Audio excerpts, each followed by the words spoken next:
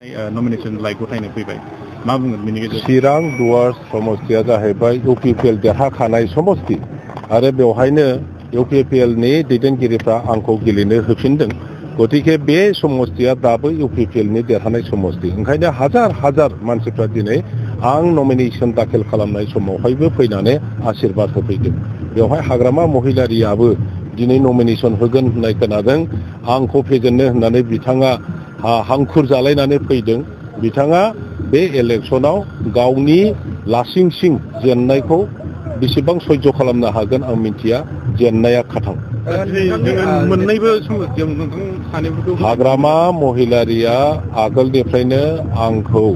आंजों जुजिनो होननानै अदालगुरिनिफ्राय आरम्भ खालामनाय क'क्राझारसिम नागिरबाय थायाखै होनबा जे खाम्फा नों बहा थाखोमादों आं बेवहाय फै आंजों जुजिफै होनलाबायदों दा ओंखायनो आंबो सानबाय जे बिथांनो आंजों जुजिनो थाखाय सुबिदा होनाया प्रयजन दङ मोजां ओंखायनो देबोर गामियाव दा जोंनि हाइकमान्ड आफादनि जोंनि दोलोनि आफादगिरि मानाव गेदेर प्रमद बर' बिथाङा आंखौ क'क्राझारनि देबरगाव समस्तियाव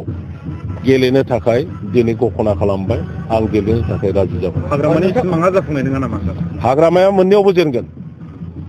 14 नाम्बारावबो जेनगोन देबोर गामियावबो जेनगोन बे निश्चित नोंथांमोना नुबाय थागोन नोंथांमोना सानैबो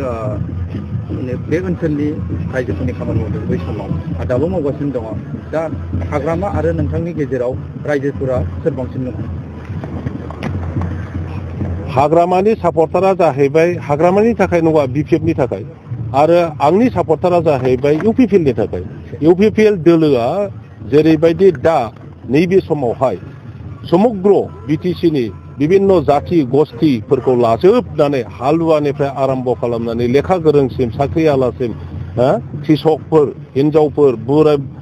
हौवाफोर बोराय बुरैफोर आरो सेंग्रा सिख्लाफोर फरायनाय छात्र छात्रीफोर गासिबखौबो लाजोबनानै दिनै शान्ति प्रतिष्ठा खालामनाय आरो राजनीतिक भाबै सामाजिक भाबै बयबो जातिफोरखौ एकत्रित खालामनानै ओनसोलाव जौगानायनि हाबाफारिखौ जेरै लारि लारि लारि लारि मावगासिनो दङ बेखौ